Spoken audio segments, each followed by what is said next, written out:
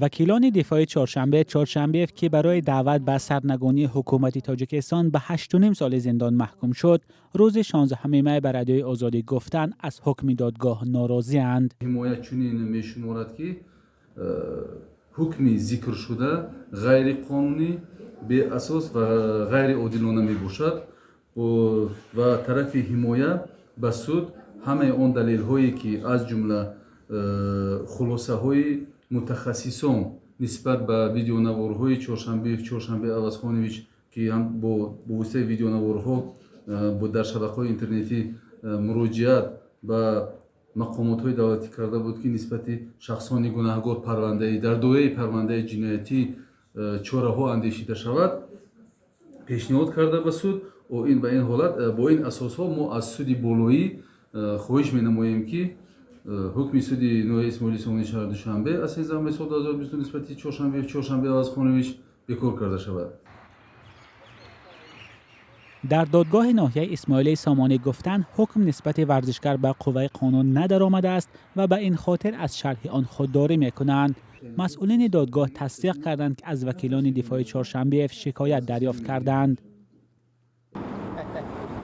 قضیه چهارشنبه واکنش‌های زیاد دارد. اکثریت گمان می‌کنند که او را برای سخنانش درباره تاجیکان و تاجیکستانیان جزا دادند، اما وکیلان دفاع می‌گویند دلیل اساسی مقامات علیه ورزشکار یک مراجعت ویدیویی او در آخر ماه نوامبر میباشد. در این نوار ورزشکار درباره واقعه‌های ماه نوامبر در شهر خاروق صحبت می‌کند.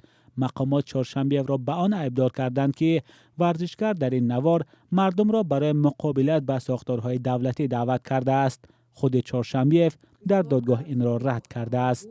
قرار نمود که او برای صادر کردن این جنایت گناهکار نمی باشد، این خیلی مقصد نداشت و چخیلی که خودش گفته گذشت و یگان نیت و مقصدی آغاز کردن یگان چخیلی که میگوین یگان آغاز اون مقصد و نیتی ضد کنستیتوسیا رفتن یا اینکه ناآرام ساختنی عموما صلح و ثبات در جمهوری تاجیکستان چنین مقصد نداشت. در مرافعه اخیر پیوندان چهارشنبه شرکت نداشتند. معلوم نیست که چرا آنها را به دادگاه دعوت نکردند. چهارشنبه در مرافعه سودی در همین وقتی که علاقه سخنی آخران داده شد و همین را پرسید از سود خواهش کرد که پدر او در مرافعه سودی اشتراک کند و او در حضور پدرش سخنی آخران خود را گوید، لیکن متاسفانه مرافعه سودی دوام داده شد و علاقه چهارشنبه برآمدی خود را سخنی آخران خود را گفت و بعدی برآمده از خانه مشورتی سود حکم خود را اعلان نمود. هنوز معلوم نیست که زینه بالایی دادگاه نسبت حکم چهارشنبه چی نظر می‌دهد. وکیلان دفاع گفتند باور دارند که عدالت رعایت خواهد شد. مولا رجب یوسفی، رادیوی آزادی، دوشنبه.